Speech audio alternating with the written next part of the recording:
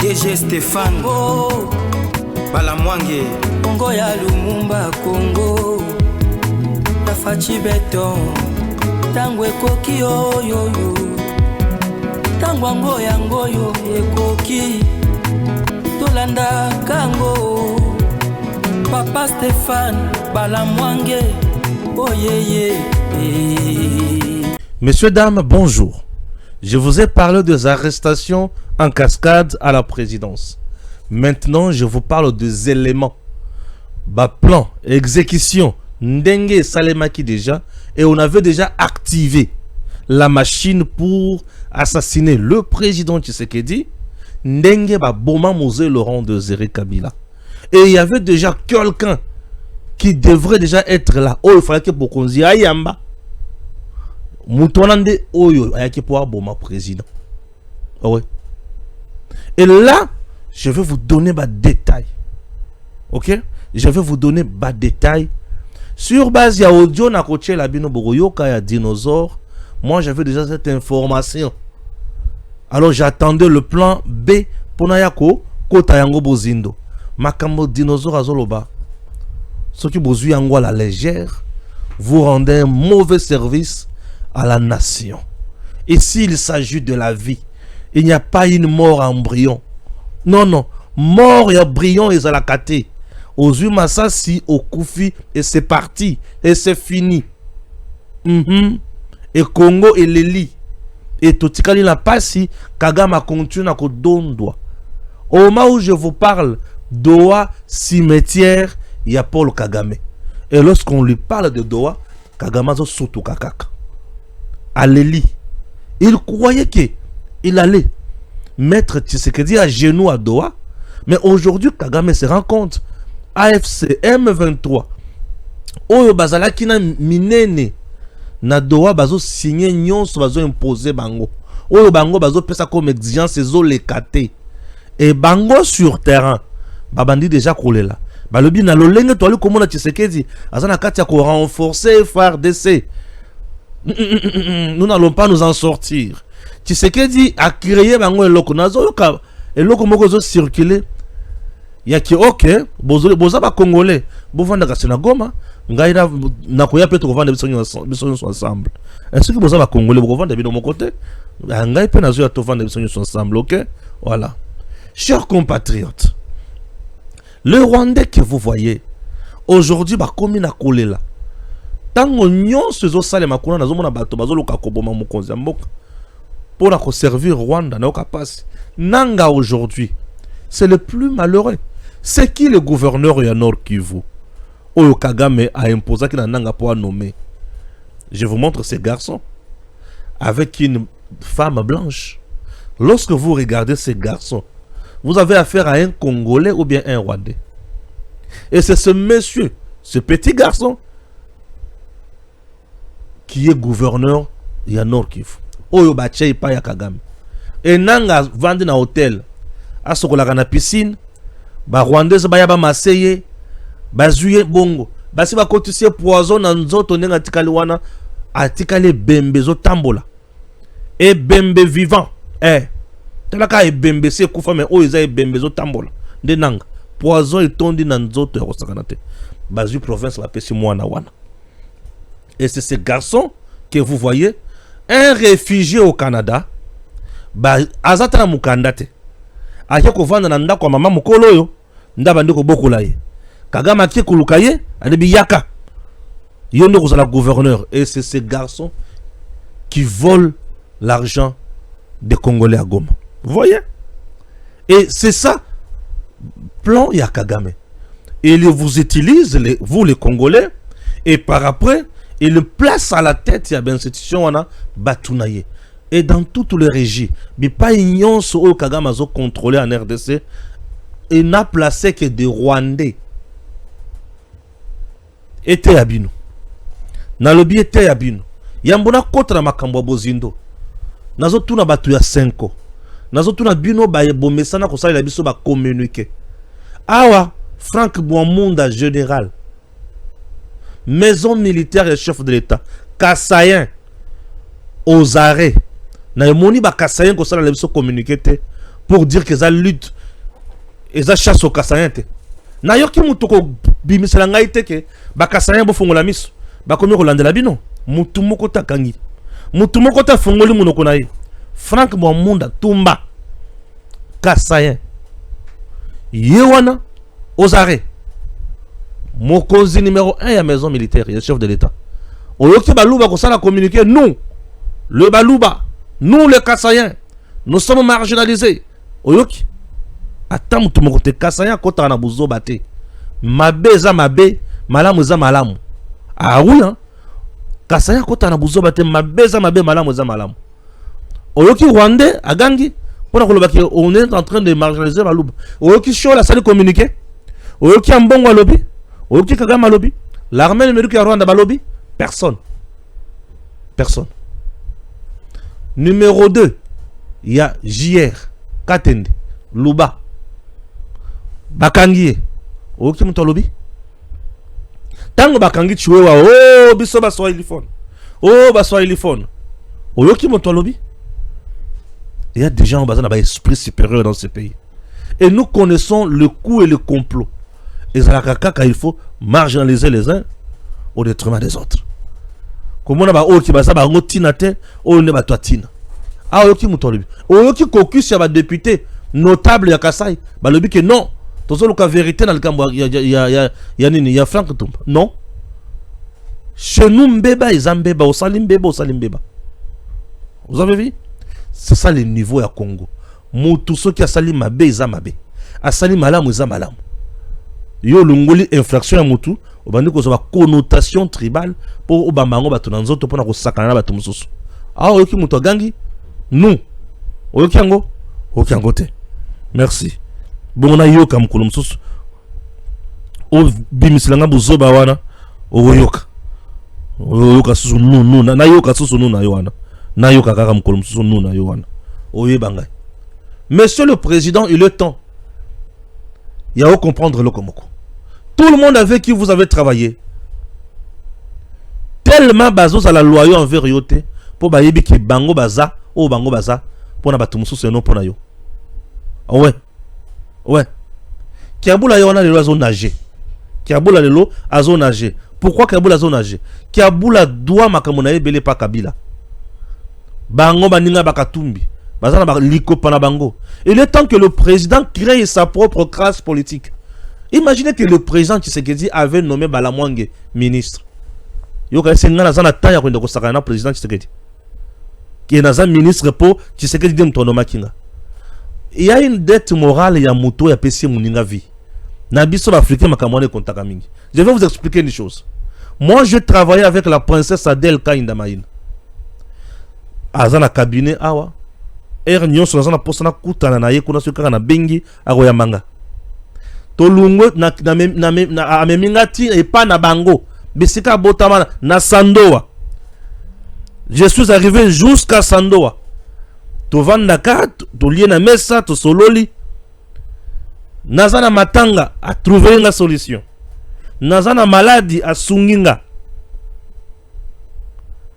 tozongi ya pesinga shikon nalali na botela kitoko nalie bisika kitoko na tamboli na ye.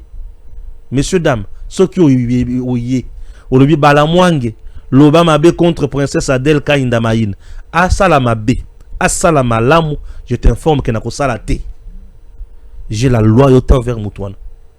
Na oyebi soki nako sala te, je vous informe, nako sala te ata olobi nini bato balandanga na communication na banda kosala pona princesse baebinga yaya ata olobi nini na kosala te ata eza mabe na koyebi soki eza ndenge ozokanisa wana te. C'est ce qui se passe aujourd'hui. Bato bozomona wana loyauté envers muto ya songa yo ezaka makasi hein? Le président aluka ba leader ya sika tala lelo la plupart ya bato bazongi dans la régime ya Tshisekedi bazaka ka bakabiliste bazaka ka batu ya kala mais ba o ya eu de personnes ba to eu de personnes le belé au moni ba bunda na eu de personnes mais ba zu musala tate azo to conseil akome abibia ta conseiller. Mais le président, vous travaillez avec qui? Vous travaillez avec des gens que vous n'avez pas formés, vous travaillez avec des gens que vous n'avez pas forgés. Bako trahir yo kaka. Kiabula lelo a trahir Tshisekedi na pete. Yaka na Kinshasa. Nakoya. Nazobela nakoya te. Un temps, à côté de la boîte, accueilli.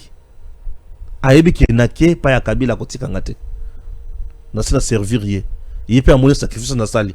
Pour bango ba komi ko calculer comment quitter le président Tshisekedi pour en 2028 bas à l'aise. Pour ebele ba ko kende. Ebele ba ko kende. Bango bazo ka s'agir que Tshisekedi 2028 a kozala te. Bango ba komi ko préparer 2028 na bango. Makamona ba fubo tia bokanga na matoyi. Ba généraux ebele ba comment ba généraux pour na Tshisekedi te. Et belé bazaba généraux depuis Kabila. Kabila matisi bango ba pété, mais sous soit les autres Tshisekedi matisi bango ba pété, oui, mais loyauté na bango Kabila. Comment expliquer un responsable à maison militaire? Azoko mana point à trahir. Comment expliquer un numéro 2 à JR en charge de opération na renseignement azoko mana point à trahir. Un conseiller militaire azoko mana point à trahir. Vous comprenez ça?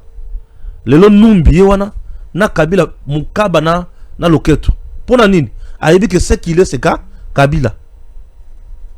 Le Congolais bazakana makanisi ya ko servir mbokate. Et belé bazana makanisi mabe moke ne bazana makanisi ya bomoto. Et belé bazo dépendre na batu. Kale va boya ko samba. Alebi na ko samba te. Awa balandela Kale na justice. Alebi na ko samba te. Ce qui beaucoup bon mangai. Ngai soko na koloba kale boso président yemoko. Kalev. Bakanga Kalev. Tilelo. Ce qui vous entend na jobse bakanga ite tilelo. Atali ba secret d'état zanango. Na makamba lobi ye na Kabila c'est rien. Ye kaka osota kufi, osota biki. Point barre. Et ça na misala misusu na ba rôle misusu bato ba joie. Il y a que pour trahir c'est un problème. Je vous dis je suis en train de parler de quelque chose. T'as la ce que vend na moto à laisser yo, à Mélicio, à commission moto ça passe au trahir. Ce que trahir moto de tuwana aux moto à libabe. Ba trahir, ba très baza. Mais ça la bateau sur ba ko trahir te. Je te dis hein. Je sais de quoi je parle. Le président a créé Batunaye. Et ça le coup la princesse Adèle Kaindamaïna a commis ministre pour na Félix Tshisekedi. Ce que t'as loyauté. Cette dame-là, vers Tshisekedi, elle parle de Tshisekedi en bien partout elle est. Natikala koyo katam kolomokote Adèle princesse, alors ma belle Tshisekedi. Pourquoi? Parce qu'elle est devenue ministre grâce à Tshisekedi.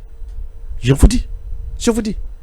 Mutu oyo sali mokonzi na ngai akozala toujours redevable na yo. La classe politique ya Tshisekedi eza wapi? Bato ya ye baza wapi? Lelo bato to ba trahir Tshisekedi ezaka bato akuti. Akuta François Beya makambo ekomi problème. Oh yo makambo problème. Oh makambo problème na problème. Ah? Oh balamanga loba kite. Toke siko na matière. Toke siko na matière. Toke siko yo na matière. Toke siko yo na matière. Maintenant audio, hein? Moi je n'aime pas négliger puisque c'est le même chemin oyo babomelango musée Laurent Désiré Kabila, le même chemin oyo bazotanga Frank Tumba bomunda na même chemin nde bisika na yoki nzoto malili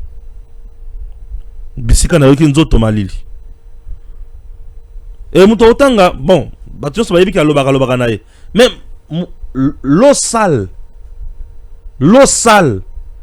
maya salité, na balabala, et Maramoto. Nous sommes dans ce schéma-là. Je ne néglige rien, j'analyse. Je ne révèle pas, je ne dénonce pas, j'analyse. Pour na ko éveiller Moutounios.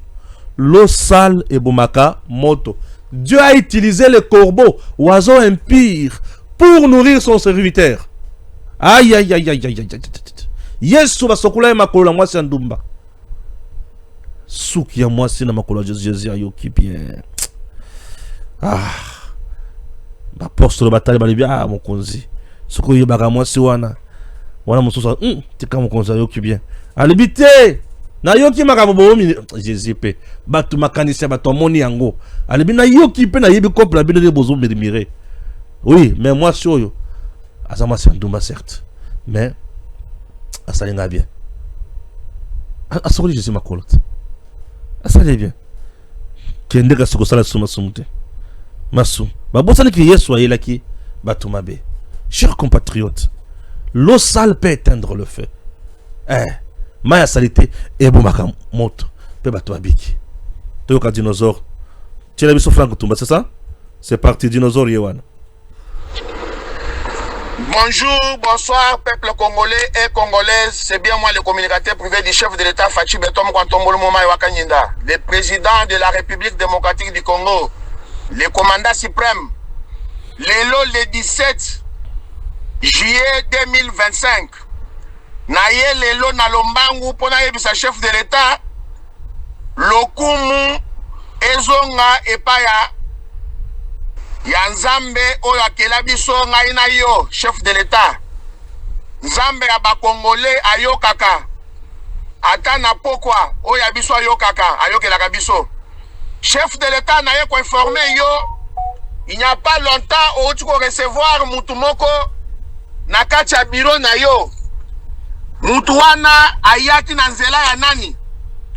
Bosala investigation ya mwana mobali moko babengi na Evi Magwana. Evi Magwana aza mutu moko avandaki na Suède. Il est recherché na kati ya Suède. Bazo lukaye aza criminel munene. Aboma boma batu. Aza ami intime ya Joseph Kabila Kanambe. Evi Magwana aza précisément wapi na minute oyo aza na Kinshasa na kati ya Congo. Aza camarade ya General Ntumba Bwahambelu, Caporal Ntumba Bwahambelu oyo awuti kokangama lelo. Bana Congo boyebisa chef de l'État mwana mobali wana abimate. Na sengi na service ya ANR, service ya CNS, service ya Demiape. Mwana oyo ya kombo ya Evi Magwana aza na double nationalité.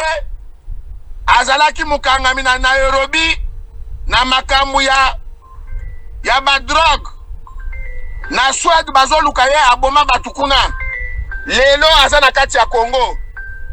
Chef de l'État mwana oyo Evi Magwana baza na kati ya complicité ya ba Christian Chiwewe na ba General Ntumba.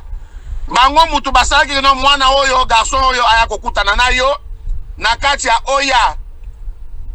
Aza complice yende mutu jour ayaki wana ayaki kotala ba position na ba dispositif nini bakoki kozwa po baya kosala aventure na bango ba préparaki. Mais lisu likolo lisu comme tozalaki déjà ko informer batu mususu na kati ya ba service balandela ki et puis bazo continuer ko landela ye. Na beleli lisusu Evi Magwana un assassin. Merci beaucoup. Merci beaucoup.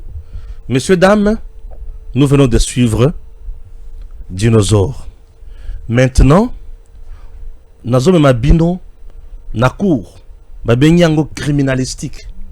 Et na criminalistique, nous sommes en train de parler de la scène du crime et analysons point par point dans ma camonio sur Tata à lobby. Ok? Nous allons prendre d'abord les acteurs qu'il a cités. Evi, Tozu Evi, Antoine Liboso, Tozu Général Ntumba, Tozu Chiwewe, Tozu Kabila. Parlons en ce qui concerne les relations entre ces gens. Tumba, maison militaire et chef de l'État. Chiwewe, ancien chef d'état-major général, aujourd'hui conseiller militaire et chef de l'État. Lorsqu'on est conseiller militaire et chef de l'État, on est aussi en collaboration avec la maison militaire du chef de l'État. Les deux sont généraux depuis la période de qui? De Joseph Kabila. Vous voyez déjà que les noms des gens qui sont cités ici, Kakamisat Oyo, baza déjà dans la scène, il y a crime. Alors c'est un crime autoprotégé en bien. Toke vers Evi. Qui est Evi? Cherchons à connaître Evi. Bah citer que Evi a deux nationalités. Nous devons chercher à savoir comment Evi wana na nationalité nini. Ce qui est dans la nationalité Y, toke na mboka wana pas ya mundele, tout le monde est identifié. Cherchons à savoir na bande de données ya mundele ya ba criminel. Pour ba lobi ba se ba kanga na drogue. Est-ce que parmi les gens où le mundele si kanga na ba drogue, est-ce que le nom de Evi figure? Parmi les gens où ba se ba commettre ba crime na ba poto wana, est-ce que Evi figure? Evi, si il existe réellement dans ces pays-là, il fait quoi comme travail? Il a qui comme ami? Il fréquente qui? Et quel milieu souvent? Na période où Evi a-t-il fait un déplacement vers la RDC?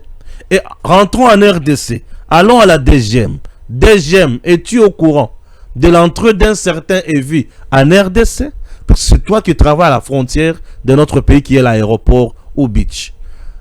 DGM, as-tu les informations sur un certain Evi? Et si non, Balobia, il a un autre nom. Bon, non, wana ezato ezate. Merci beaucoup. Quittons là. Allons maintenant au niveau de la présidence. Est-ce que le chef de l'État avait-il reçu en audience un certain Evi? Quand et avec quoi comme projet ou message? Merci. Allons au niveau du protocole du chef. Evi était annoncé par qui? Cher protocole du chef de l'État. Evi était annoncé par qui? Est-ce vrai que Evi est ayaka na présidence? Oui. Banani ba pesaka bino kombo po bomema Evi est pas ya président.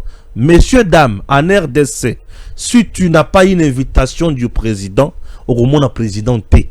Pour mon président chez nous ici, sentir naye, ba créer une invitation et pas un protocole chef ayambio. Ou chef yemoko avant de l'bi, bo benga bala mwangi. Neti nga boy mwana libabi. Ba tikala ko benga ngate. Nazana mutu moko ta kome manga kuna. Vous voyez? Et pour Okomawana, ou soit c'est le chef lui-même qui appelle, ou Batunaye ba memio. Les gens qui ont amené Evi, Baza Banani, na protocole ya chef. Le protocole du chef doit être aussi entendu. Demiap, bolan de la protocole ya chef de l'État. Aïbi Sabiso, est-ce que Evi ayaka? Oui ou non? Oui. Nani amemelaka bangu kombo ya Evi? Nde asemala tokuchiko koma epa ya Chiwewe, toko koma epa ya Frank Tumba. Soki tokomi siko epa ya Chiwewe, to Frank Tumba, tokutuna bango. Bomemaka iye pour quel motif? Nde siko to suki na niveau ya dispositif oyo itata wana yaki kotala. Donc la première rencontre pour eux, ils allaient venir étudier comment entrer dans la présidence. Et la sécurité, la première sécurité dans le niveau NIN. Et la première sécurité utilise quel système sécuritaire pour voir comment le pirater et arriver à entrer dans l'espace wana avec les armes blanches ou les armes à feu qui dépassent le contrôle du système sécuritaire wana. Puisque le système sécuritaire peut être piraté ou brouillé. Est-ce que tango bakotaki bayoki belaki ba contrôler kana mutuka? Parce que okoti ba contrôler la mutuka.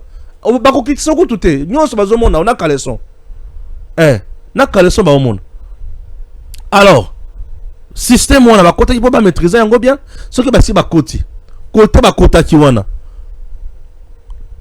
Ba sécurité nyonso bazaki wana. Aviez-vous enregistré quelqu'un on a Evi? To asotaki ba méthode nyonso protocolaire. Ce qui bolandeli makambo nyonso na oti kotanga oyo. Je me suis résumé étant criminologue et na kina criminalistique pour maîtriser comment ça la enquête. Et ces enquêtes peuvent nous amener ti na bateau ba me maquiller. Maintenant analysons le projet au tata wana yaki na yango. Balobi azana no awa. Il était logé dans l'hôtel Nini. Enquêtons. Chaque hôtel a sa information na ANER. Avez-vous des informations dans Batonio Swan? Voyez, si je me mets à analyser Bilokoyo, je me rends compte que nous sommes en train de vivre dans la jungle. Pour vivre le coup la batouté. Les lots batou baza identifiables. Les lots batou ba comment la machine. Le Congo n'a pas un fichier identique. Un fichier à Congolais nyon sur Zalakate. Congo. Ndebiloko il faut tomate. Yango Batubayaka na mboko. Proposer au président Tshisekedi. Identifier les Congolais. Va créer fichier. Ya mutu nyonso. Jésus encore le babeti pam pam pam brrr. Encore la bimi. Balamange pam pam pam brrr. Marié pam pam pam pam. Combien d'enfants pam pam pam. Basi wakangaye pam pam pam. Azana bande de données nini. Tout ça. Tout ça. Et tout le monde au bazar na niveau wana. Même le protocole. Lorsque tu enregistres quelqu'un, je reçois Jésus en col venant de Stéphane Malamwange pour tel dossier, désirant voir le président Tshisekedi. Voilà. Ok. Aïe mon consultant pour parler qui poto mon aïe. Ah ok. Obimi ke yonde oza makamonyoso. Tu vas endosser la charge. Ça je vous parle de sécurité. Étant quand même mon oiseau pour la sécurité intérieure. Chers compatriotes, nous sommes tellement à poto à tel point que on peut perdre de grandes personnalités dans ce pays quand on a betali sous paf mutakei. Parce que nous recevons tout le monde et ce schéma ya mutoye nano projet wana ba ko beta biloko ka ba yebike Tshisekedi alingaka pe bango ba ye mukonzi to yaka keloko moko batu wana bazola makama mutuya bandi misa mukonzi komisa mutu wana moninga mbala yami baleso ki mutu wana zongi c'est pour achever maintenant tel que Esalema na musée Laurent Désiré Kabila mokonzi ko yamba batu moko baza telema kitoko d'invité d'honneur bazoya ko lakisa yo eloko moko ya mutuya yamba bango sans protocole ayamba batu wana sans être fouillé musée tango yamba bango et moutona bandi ko monter mundu ki kaka liboso ya musée et assis ici ko monter pour Mouza Koufi. Messieurs dames, vous qui voulez la mort de Tshisekedi, vous êtes méchants. Tshisekedi a fait de vous des hommes. Aujourd'hui, vous roulez carrosse dans ce pays. Vous avez de grosses jeeps bien cylindrées. Vous avez des parcelles à gauche à droite. Vous construisez des concessions. Et nous, peuple congolais, souffrons jusqu'aujourd'hui. Tshisekedi a essayé d'améliorer la situation des enseignants congolais, des fonctionnaires congolais, des militaires, des policiers. Mais ce n'est pas tout. Puisque nos provinces, eza kakana eta ya pasi. Nesika Tshisekedi botikaye asunga batu. Ba province ke de liboso Congo changer. Bo le bité bino fo boboma. Et bino il faut boboma po ba pesi bino mbongo. Bo sombi ma appartement na poto, bo sombi à gauche à droite, bo zona bana bazo tanga na ba université ki toko bana na bino bazo voyager business class. Biso ba bola, ba wumbu na bino. To vande to le bité fachi azala wana tozo finga Kabila mikolo nyonso. Tozo finga nanga mikolo nyonso. Tozo finga Kagame mikolo nyonso bino bo telema, bo le bité boza ba yanki. Boza na mandoki oyo ba sombi na mbongo ba congolais, bobo ma moto oyo azo salisa congolais. Nzambe amona bino. Vous êtes maudits. Boza mi tema mabe. Et bele ba vanda ki na poto wana bazo ba iloko salate. A o kata ba matiti na ba jardin mindeli. Le loko mi mutoma longo pa Tshisekedi azo 1 million. Azo $100 000. Azo mandako. Oya beti mutute. Oya abeti kayute. Mususu abeta kayuti alemba. Misusu bakoma ba problème là bas na bango. Akoma ko finga na ba réseaux sociaux. Omoni tata mukolo a vendu les kaka réseaux sociaux. Neti bokecho. Tout ça, il a déjà perdu sa vie. Il a raté sa vie. Mouton mouton n'aura pas zuyo ba pesi au pouvoir. Otanga quand même. Na biloko nyonso otanga utosi obungisa. Mais ozaka na diplôme. Otanga quand même. Vana na sana musala. Bolobite wana zamuke. Apesi bino mbongo moto bolobite biso photo zoyer. Et bino eloko bomoni bokozwe pa na ye eza pema. Boa méchant. Hein? Donc bino eloko bomoni bokozwe pa Tshisekedi eza pema. Biso tovanda bato pasi. Kagama ya lisusu wa konza biso. Abanda kochela biso ba Rwandais oyo, bazala ba gouverneur. Achela biso Rwandais oyo ake, oyo ba Rwandais oyo, bazala ba gouverneur. Est-ce qu'un Rwandais pareil mérite de diriger une province comme le Nord Kivu? Achela biso ba Rwandais moko ya ake kozo mwasi ya mundele mama mokolo. Ayi ache wana. Wana bozalez. Vous avez tout fait pour nous Kiaboula, on a pas gouverneur. Vous prenez toutes les provinces en otage. Aujourd'hui, certains ministres sont mal à l'aise. Pour ba ko sala musala te. Pour bino bozana ba to makasi. Et le ko bomoni eza ko boto la biso Tshisekedi. Donc tout ce que vous avez vu aujourd'hui, eza ko boto la biso Tshisekedi. Boudimbo yeyo, ministre Boudimbo yeyo. Il y a sport. Azalaki vice-ministre dans enseignement primaire et tout. Ayo aloko longola ye, ayo kuma ministre na hydrocarbures, ayo longola kuna ministre na sport. Et loko ya moni ya ko sala biso na sport, eza ya ko zambongo ya Congo, ko pesa Barcelone, ko pesa Monaco, ko pesa nani? Ko pesa nani mususu wana? Nani? Soki Milan, soki nani? En termes de millions. Allez, bazosali la Congo promotion. Bazosali la Congo promotion. Mais il y a qu'à Congo, le stade de l'État, stade y a l'État. Soki bazo beta match na stade y a l'État, oyo ki somme stade bozomo na oyo. Eza stade de Kanzala. Nous sommes à Kananga, Luluabour, et pas yopi basala constitution. Il y a 1967, Awa. Dans la province Ouana. Luluabour, nous sommes au cœur de la RDC. Ça, c'est le stade de l'État. Le stade de Gênes de Katoka. Ça, c'est le stade. Sauf que aux ali banda stade, mi réseau bangi sayo, nzambe nangai. Et koko yate, koko yangate. Ouana entré à stade. Zoasiko pelouse, il y a stade. Mazemba betara na stade Ouana. Vita betara na stade Ouana. Imana betara na stade Ouana. Chinkungu Saint-Luc et les autres betara na stade Ouana. Nos joueurs jouent dans des conditions. Est-ce que Mundela a dit que Nani, c'est qui Boudimbo, Namboka n'est pas stade à Brézalak? Mais c'est le ministre au lieu en place. Il y a qu'à proposer une politique. Il y a des infrastructures, on a dit ça. Mais quand changer yango. Lui propose un projet, bah ça la promotion pour un million et quinze. Et ce stade avec 10 millions de dollars américains. Vous avez un stade moderne. Il y a Moukéwana. Avec 30 millions, vous avez un stade. Mais lui préfère qu'on ait plus de 30 millions. Bah ça Real, bah ça Barcelone, bah ça Monaco pour à la Tavares, bah comme RDC. Bah le but non, c'est une bonne politique pour n'a côté qu'à image il y a un beau cannabis. Non non.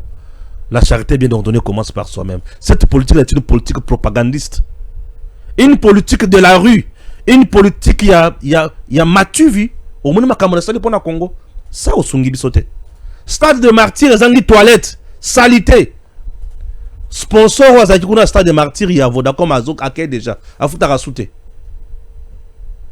Un paiement na baja ba stade. Publicité za sous-souté. Et on veut nous donner des leçons. On nous dit que ces messieurs gèrent bien. Est-ce que ces messieurs gèrent bien les sports congolais? Qu'est-ce que l'État peut apporter dans le championnat Nabiso? Nous avons la grande coupe du Congo. Babi un trophée du président. Et zo beta na stade de salité. Stade ya banien. Na masuba. Ba le biké Dédé Boudimbo c'est le meilleur. Cheval noir. Oh, cheval blanc, cheval noir. Non, makamba sali za bien pour Namboka. Pour Namboka biloko bongo. Asali yango za bien. Ba to zo ma vision qui serait bango ba Boudimbo. Des chouchous. Mais des gens qui ne basent la vision vraiment, il y a qu'on révolutionner ma Kamunamboka na bangote. Ils aiment copier. Babiloko moko boye. Loko la Rwanda, à Zwana, nanani, na Paris Saint-Germain, visite Rwanda. Il y a pas de visite. Non, manque de créativité. Ah, ça c'était à refaire. Mon truc là, Boudimbo, ministre à sport. Aïe, c'est dégâché ça. Chers compatriotes. Moi, je suis l'homme de ma méritocratie. Moi, je ne soutiens pas Kara pour en soutenir. Je ne parle pas pour parler. Je veux faire tour et stade. L'État dépense l'argent, mais biloko est ça comme salate. Nanya tonga stade municipal, ce n'est pas l'État. Tout le monde dit Boudimbo, c'est quoi l'état de lieu de ce stade municipal? N'a habitation qu'il y a certains mots dans le stade douane. Tu sais qu'elle dit? Ou azulu kamutunaye. Ayaba kazonyo ko labiso. Owazo kamutuna ayaba kazonyo ko labiso. Et biso to kotika epe kimate. Yoka Kagabi Kabila nemba komiko kolela. Na batuna bango. Nazo kende wapi. Doha est devenu le cimetière de Paul Kagame. Il croyait que Tshisekedi allait tomber là-bas. Mais Tshisekedi a la kisi qui naza maestro. Et Kagame alobi lokola moto azoko isanga boye na doa. Ngai pena ko esemba la mola kisasa. Je vais lire quelque chose. Hein? Chers compatriotes, rions un peu. Hein? Un cadre de l'AFC M23 ne savait pas qu'il parlait avec moi. Alors je lui ai posé une question. Et alors, c'est comment Doha? Qu'est-ce qui se passe là-bas? Sa réponse, une masterclass de contradiction. Félix a accepté la cohabitation au Kivu. Mais on a peur. Il peut récupérer Goma très vite. Il y a un gros renforcement en cours. Eh? Allez bien, Stéphane. J'ai failli pleurer. Dans le oh, ok. Ah, Seigneur. Nazotanga kaka. Na Doha M23 a moni minda. Nyon soasengi e yeti. Bazo imposer kaka. Seigneur, tout Silimaël. Le président Tshisekedi, entre-temps, Azo Koba. Maintenant, c'est le président Tshisekedi. Suivez.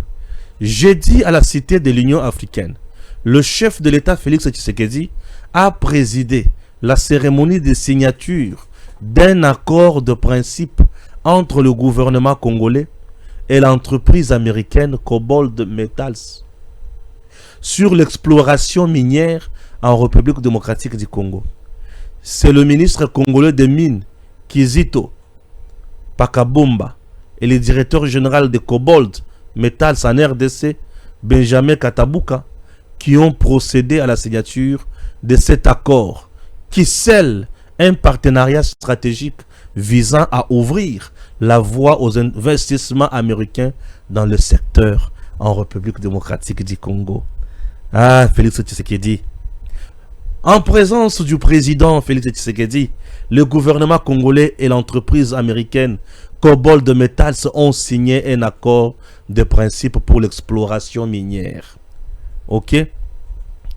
Saluant la signature de cet accord, le représentant de Cobalt Metals en RDC a précisé que cela s'inscrit dans le cadre des accords entre les États-Unis d'Amérique et la RDC pour la paix et la prospérité.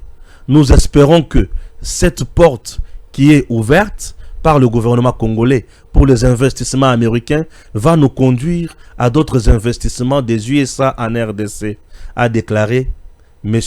Katabuka. Selon le DG de l'entreprise américaine, l'accord signé va s'exécuter en 3 volets essentiels. L'entreprise s'engage à venir investir au Congo dans la numérisation des données géologiques, l'exploitation en utilisant la technologie assez avancée, notamment l'intelligence artificielle et le développement minier des projets de lithium qui se situent à Manono dans la province du Tanganyika. Monsieur Katabuka a indiqué que la RDC a énormément de données géologiques qui ne sont pas exploitées pour l'intérêt du pays. Il a fait savoir que Cobalt Metals veut venir financer la numérisation des dites données afin de le rendre accessible à tout le monde pour attirer les investissements au Congo dans le secteur minier. Dans cette perspective, il a promis que Cobalt Metals va déposer prochainement les demandes de permis de recherche sur de vastes étendues de terres à l'aide de la technologie américaine. L'entrepreneur congolais a affirmé que l'objectif de Cobalt Metals est d'engager plus de Congolais, de les former et de les rémunérer et de participer aussi à la construction des infrastructures pour le bien-être de la population. Mutwa boyende bazana posa baboma. E bazoli ngaba bomela eloko yo. Nazo limbo la bino yango. Bozo mona mutoto bengi Kanambe. Na leki na ye zoe bololé. Qui ne sait ni lire ni écrire. Le de patin rwandais. Kanambe azwa province ya Tanganyika. Manono wana eza bisika lithium ezali. Kanambe a pris ça. A pesa yango ba mindele, ba chinois et les autres. gratuitement à 75%. Atikeli l'État congolais 25%. Nyonso o mindele wana balaka ke bakosala basala te. Batonga ni hôpital, ni zela, ba changer vie te ya batute, ba engager batute mais bazo ba journalier. Kabila plus qu'il était là l'homme fort, batwana bazaki ben touchable.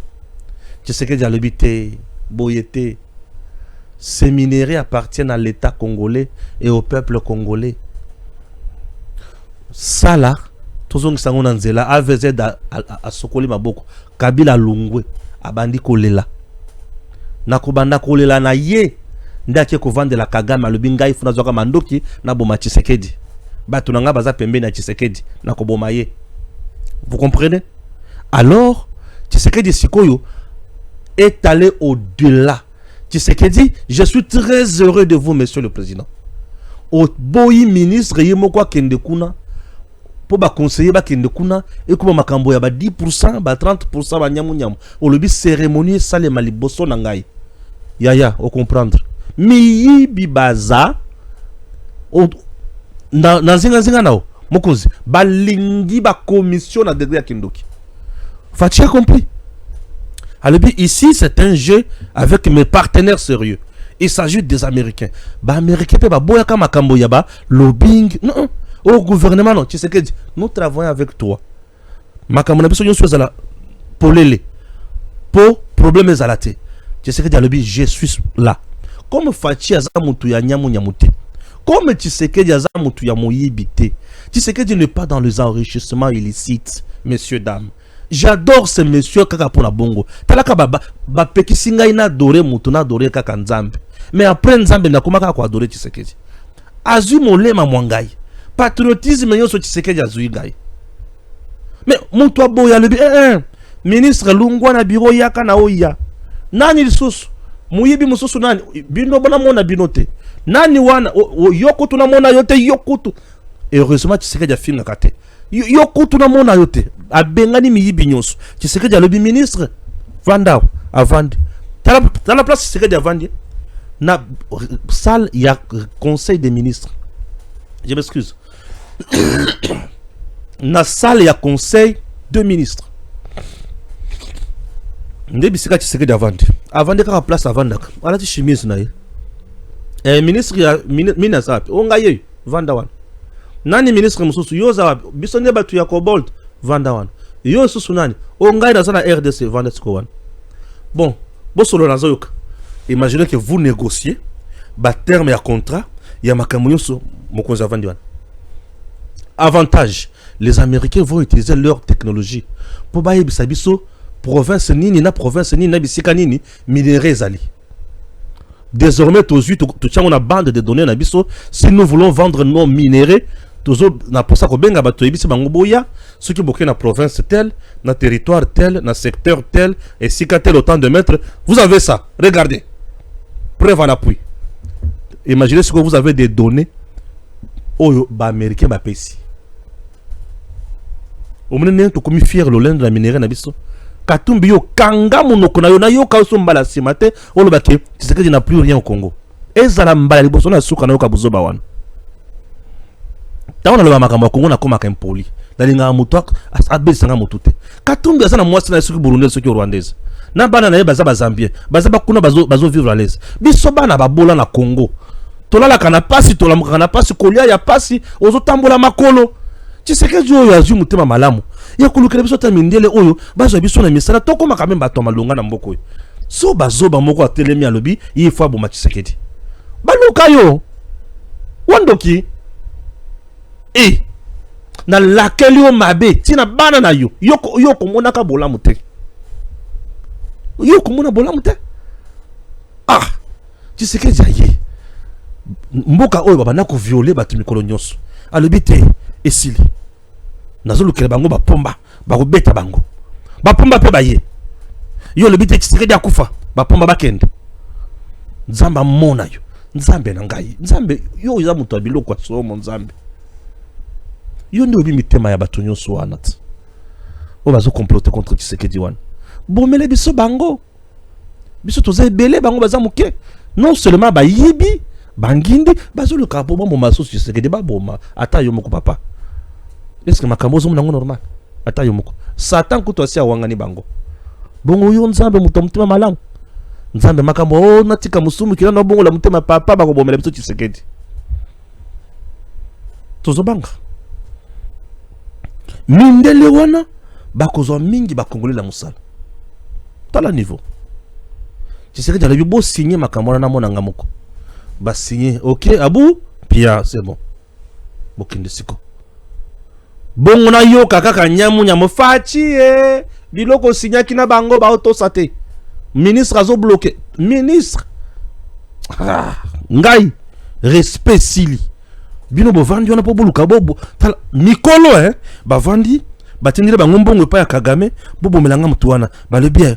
Imagine mukolo moko na mikolo nyonso na uti kotanga wa amoni $300,000 ekoti na compte na ye. Ba ye kotuna ye bato Senaref. Mbongo oyo ekoti na compte na ye $300,000 euti wapi? Ale bien ngape na ezo yibate. Mais obandi déjà kosalela lango te. C'est quoi bandi kosalela mbongo oyibi provenance nango te. Bon ngape na yibi te tete yakao. Compte ya mutu bato baye bakango ezaka ka mutu ye moko na bato bazo gérer yango la banque. Siko bao wana bon toto na banque otindele mutu yo mbongo par erreur to mutu nda chaki na ba banque nyonso il faut battre ba réseau mafieux au Kabila Tchakuna.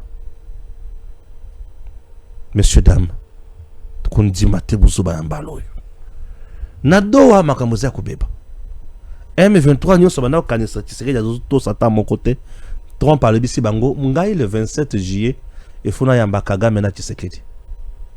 Maseki bossa isangana na yebi yango. Aujourd'hui nous sommes le 40e. Le 18 juillet. Et tu dis que le boni poto comme le 27. Nous avons 7 plus 2, 9 jours. Donc 9e jour il nous reste 8 jours. Donc d'ici le 25 ou le 26 ou le 27 ou le 26, Fachi sera déjà aux USA. Na Maison Blanche, Mali les obéta na nzoto. Mali les obéta. Et après Fachi a télém. Nous signalons l'entrée du président de la République démocratique du Congo, Félix Antoine Tshisekedi Tshilombo. A télém. Moulin Kwasa, Elombe, Mobile. Aïe. Voilà, nous signalons la présence de Mikwape Kagame. A télé Donald Trump a taillé. C'est toi qui as tué déjà, il a fait déjà 30 ans en RDC. Hein? Donc c'est toi qui as violé les femmes là-bas. Oh, monsieur le président, Tshisekedi. D'ailleurs, au béton, Mambatapam. Donald Trump n'est pas capable de couper Kagame. Vendant Libanda. Là, sur le Tshisekedi. Trump a mon inganote. Kagame, boya kokine na États-Unis, tondima.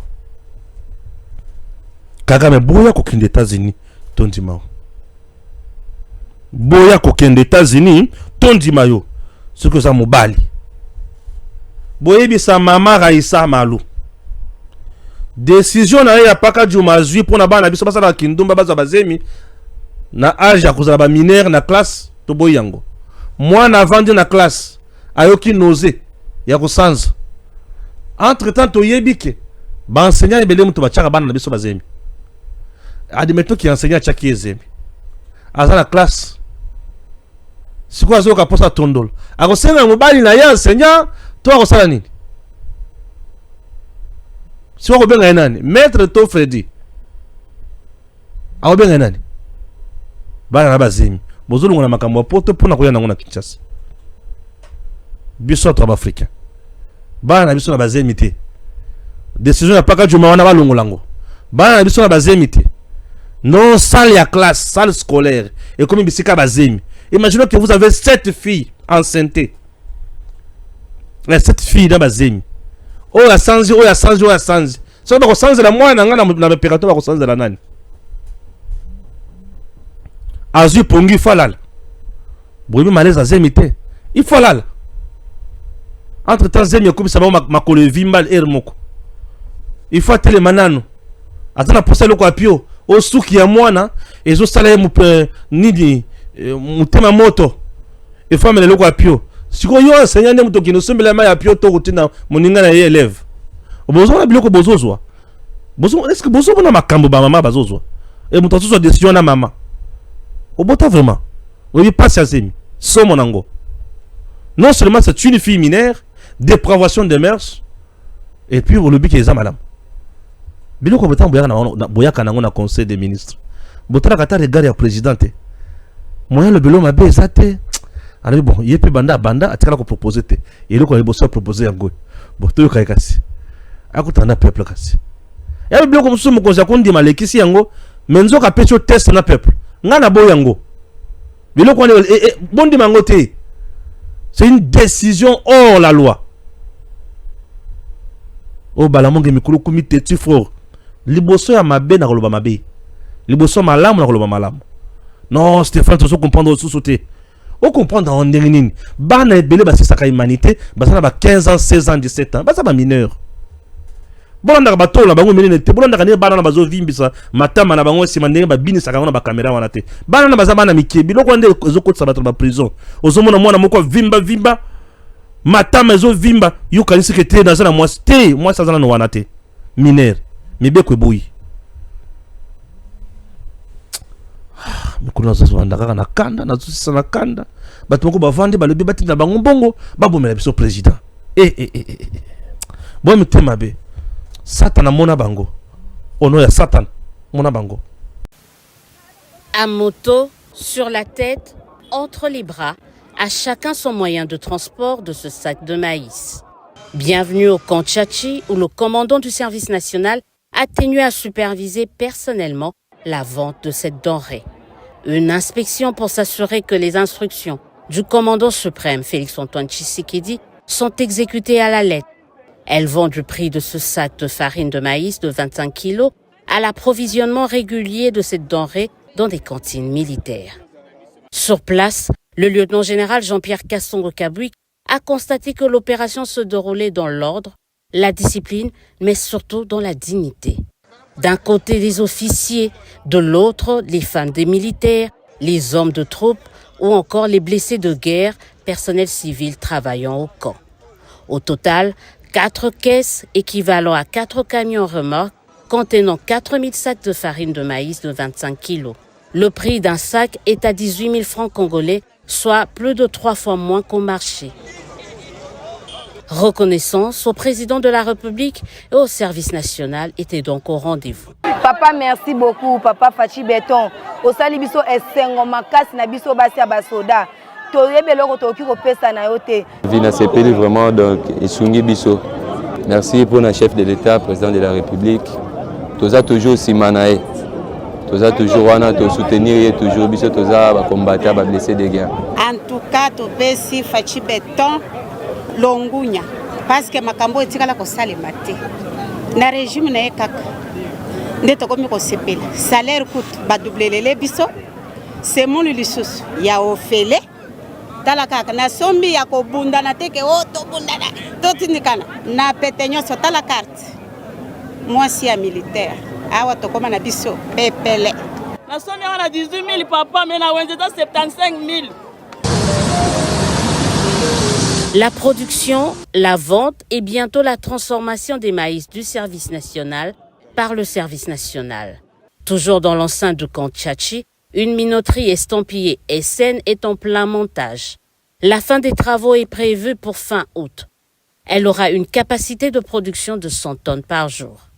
Pour le commandant du service national, suivant les orientations du président de la République, un pas vers la souveraineté et la sécurité alimentaire vient d'être franchi sur fond d'une économie en termes de coûts de production.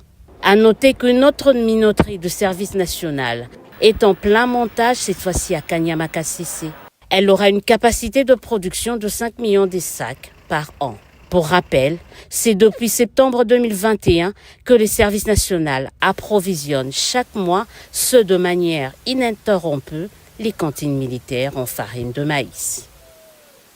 C'est à la montagne.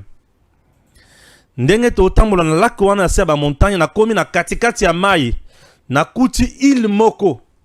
Île wana ezali pembeni ya territoire ya Calais. Là nous sommes déjà vers le sud Kivu.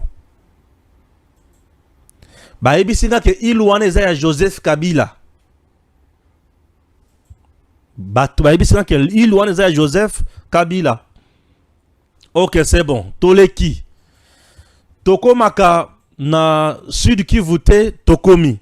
Alors sur le lac Tanganyika, il y a un monsieur Oyo Azo Dondo Anango Azana Nyonso sur le lac Tanganyika. Il s'appelle Joseph Kabila. Lac Tanganyika appartient à Joseph Kabila. Joseph Kabila Ndemutu Oyo Azo Dondo na lac Tanganyika avec le bateau Amani. La photo est là. Le bateau Amani. Ce qu'il n'a pas fait pour le Congo durant 18 ans, mais il l'a fait pour lui-même dans le lac Tanganyika. Joseph Kabila.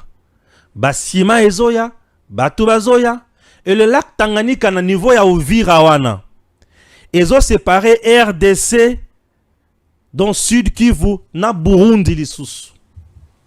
Donc la nuit, vous voyez du côté Burundi, mine na kopela kitoko. Vous voyez pas du côté RDC, mine na kopela. Et c'est le lac Tanganyika qui sépare. Lac Tanganyika se prolonge. Ezo keneti na province ya Tanganyika. Chef-lieu Kalemi. Voilà. Ezo, c'est bien? La photo est affichée. Là, je suis avec nos FARDC. Nos jeunes. Baza Mouboulute. Bazo beta batute, bazo botra batubilo côté, baza kaka discipliné na ba position na bango sans problème. Et bazo kenge la penza mboka, bazo kenge la population na kimia nyonso et le peuple côté wanazo linga FARDC yaya. Non. FARDC o na moni wana soki ba policier ya Kinshasa ba komi ndenge wana esengo makasi. Bazo brutaliser batute. Biso tozana posa ko kabela bango. Alors, nous autres se diriger vers monument. Il y a massacre ya Makobola. Massacre oyo et Bomisa batu ebele. Voilà, vous voyez que nous dirigeons 702 personnes. 702 personnes. Voilà, on peut s'arrêter par ici, s'il vous plaît. Zéro. Okay. C'est comme vous le constatez, nous sommes dans la province du Sud Kivu, précisément dans le territoire de Fizi. Ici, je m'incline d'abord à mémoire ya Batuko Bakufa Awa, Batu Bakufa na kati ya Makobola. Il y a eu massacre au Yesalema le 3/12/1998. Plus de 702 personnes tuées, fosse commune à plus de 600 mètres. Alors, Bana Ibaboma Bango, ce sont les militaires ou la rébellion du RCD, la rébellion de Paul Kagame, RCD, la rébellion de Paul Kagame du Rwanda de 98, qui cherchait à combattre Mosé Laurent Désiré Kabila. Alors, il y a eu massacre ici. On a trouvé les gens dans l'église. On a tué, massacré les hommes, les femmes et les enfants. On parle de massacre de Makobola. C'est ici où on a représenté nos bien-aimés à travers ces monuments. Alors, nous continuons. Merci. Que Dieu nous protège. Voilà. Wana Nazana Makobola. Je vais vous scandaliser que l'État congolais, Azana ba bateau ya malongate, na koti na bateau moko ya privé, les bateaux Emmanuel. J'en suis illustration. Bateau et bandi na parti à ba chambre, ozana bateau mais ozana chambre. Au côté na chambre pe au lali. Au lungo na chambre oye na salon VIP. Na salon VIP on a bo vandi na ba kiti ya malonga. Oyo bokutaka na ba bureau ya ba ministre. Au vandi. Oza à l'aise. Likolo mai. Place bozoma na toza likolo ya mai na 3e niveau. Bolungwe wana. Bateau ils ont un restaurant na kati bar. Bateau bazo kende ko melakolia. Balangwe, balali. Bateau ils ont un assez qu'on a likolo mai. Ozo ye bateau que tozana mai, tozana moi, tozana butu. Propre. Ozana kati bateau ozo charger téléphone, ozo ta la télévision. Moko bimina na véranda otali mai, ozana balcon. Et des choses pareilles, l'État congolais n'a pas ça. Et le bateau en question, c'est $32. Namutu. Mais au tali bateau, ba côté na kati ya bateau wana. On le dit waouh. plein ya bateau na kati ya bateau. Ça, c'est ce que le temps congolais n'a pas. Et ce sont le privé au Bazanango. Et le bateau en question s'appelle Emmanuel. J'étais là, dans le bateau. Dans le côté du bateau, c'est tout le monde qui me connaissait. Bon, je comprends, moi, je suis quand même une star et un média. Et dans le bateau, DG Stéphane Balamwange Congo ya Lumumba Congo Tafachi Beton Tangwe Koki yo yo yo Tangwango yango yo ekoki Tolanda Kango Papa Stéphane Balamwange Oh yeah yeah